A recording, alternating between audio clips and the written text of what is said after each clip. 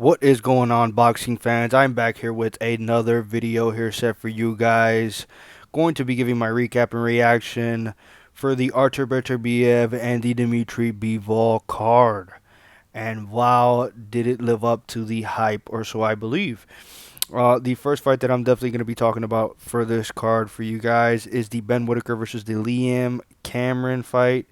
Ben Whitaker is known for being this flashy, social media type of guy, good head movement, good power. Is just out there and is showing really a lot of his creativity, or so you can say, in a lot of his fights. And in this fight with Liam Cameron, I think he got pretty much exposed, fraud watched, fraud checked, if you want to say about him. Was getting hit with a lot of shots, went over the top rope like a like a WWE wrestler. Somehow hurt his ankle and wasn't able to continue. And that fight in controversy ends in a draw. I definitely would want to see a rematch between that. I think Liam in the first 5 rounds of that fight was doing the better work. But I mean, you get it how you got to get it. You know what I mean? He looked for a way out and he got his way out.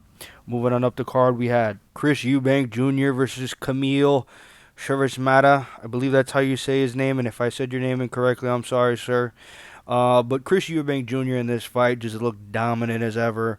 Coming off the TKO win against Liam Smith, especially from the early onset drops Camille in the first round, really setting the tone of this fight. He just pretty much dominated Camille through these entire 7 rounds that I believe it went.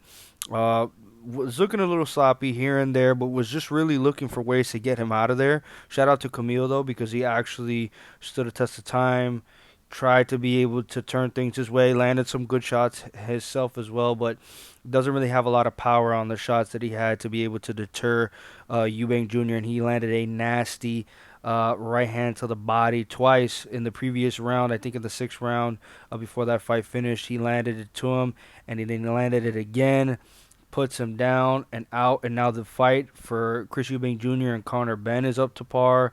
Hopefully we're able to get that fight and Conor Benn is able to successfully go through a drug test. Going to the next fight up the card, we had Jai versus Jack Massie. This fight is, there's not really much to say about this fight. Jack Massie, shout out to him and his toughness and grit.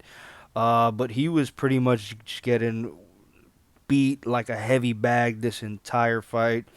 I really did like Jai going a lot and having a lot of straight lefts to the body of Jack Massie, opening him up upstairs. Really was able to mix up his approach very well, I believe.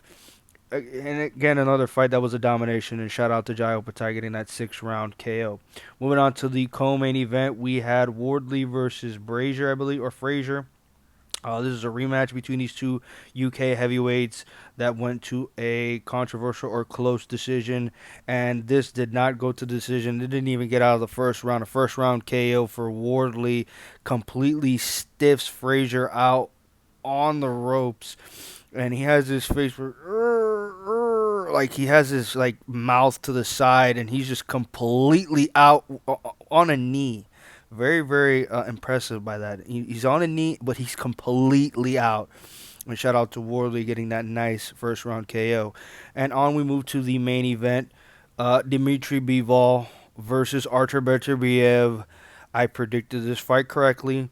I did believe I called for a KO for Beterbiev, but the right man, in my opinion, in my prediction, did get the win correctly. Now, did he actually win this fight, or was this a robbery? I think a lot of people, especially, get really emotional and outbursty when fights conclude, and they think that, or a majority of people think that they're leaning towards another person's way. You can't really call close fights robberies unless it's a clear winner, even though it's close. I think this is close as it can get. I would have been all right with a draw. I would have been all right with a Bivol win. But Beterbiev was the better man, in my opinion, tonight. Uh, Really similar to go back to boxing historians, this fight really did remind me a lot of the first fight between Canelo and Triple G, where you had a nice boxer moving on the back foot, really being good defensively and defensively sound and responsible against a heavy handed puncher who's known for having that KO power, but is also a really technical and good boxer himself. It really did remind me of this. But I have to give a lot of credit to Dimitri Bivol. He put a hell of a fight on, man. But the reason I believe that I said that that fight kind of reminded me, especially of the first fight between Canelo and Triple G, is that I seen a lot of outbursts of Bivol and him putting nice combinations and shots in moments, but for the entire round, he was pretty much just on the back foot for the majority of the fight and really just trying to ward off Beterbiev and try to make him not land clean shots, not land heavy shots on him while he was continuously moving laterally. But you have to give a lot of credit to Dimitri Bivol. His power is not tremendous and his power is not great, but his boxing ability, his footwork, him being able to, again, move laterally around the ring so well, being able to be defensively responsible and keeping his hands up. Artur Beterbiev was trying to land that right hand over and past the guard of Dimitri Bivol, but every single time, or the majority of the time, that punch did not land clean or hit gloves. But you could just definitely tell that the power side, even though I believe Artur Beterbiev didn't have a lot of clean shots land on Dimitri Bivol or a lot of heavy shots land clean on Bivol, he definitely did have the power advantage. Even when hitting his glove, he was moving Bivol backwards. And these guys both had really nice and educated jabs. I really did like that Beterbiev and as well as Dimitri Bivol did really mix it up well to the body.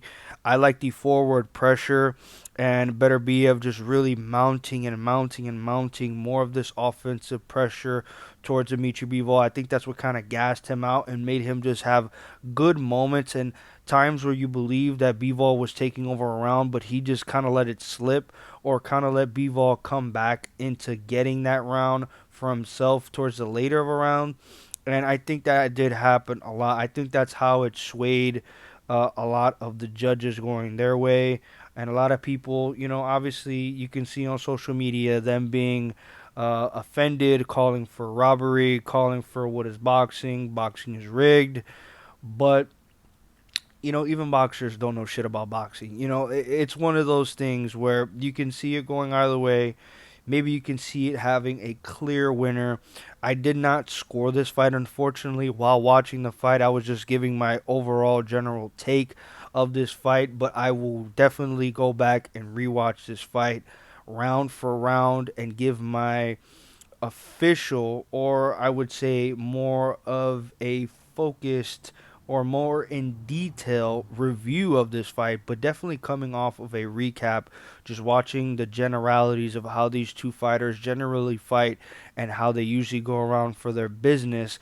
I definitely did see a draw in the mix, or I definitely could see a round leaning towards Beterbiev. Can also see it the other way. Very, very close between these two guys. Obviously, the best two fighters in their division. I would definitely more than want to watch a rematch between these two guys. Um, but definitely stay tuned, you guys, for me making my focused, in detail, bar for bar, round for round, punch for punch type of review for this fight. If that's something that you're definitely interested, I'm definitely going to bring that into for you guys.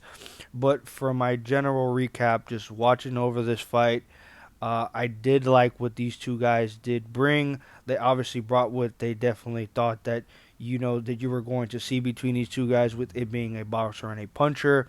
But yeah, that's my overall recap for this video and for this review of this card. Thank you guys for watching. Obviously, like this video if you like this video. Comment your opinion on if you actually think this was a highway robbery of a fight. And also give me some of your opinions on the rest of this card that was on today. That was actually pretty decent. It was pretty entertaining. And a lot of good knockouts, honestly, that you can see for the favorites that were definitely favored for a reason in this fight, besides probably the co-main. Um, and subscribe, man. Subscribe because you know I got this boxing content set for you guys. You know that I have it set for you, and I got more of it, man. I got more of it. And also stay tuned for my other video that's gonna be coming out. You know, Saturday night fight night videos for my UFC recap and review of what they're doing on tonight. It's currently going on as of right now, so stay tuned for that, UFC and MMA fans. Thank you guys for watching again, and peace.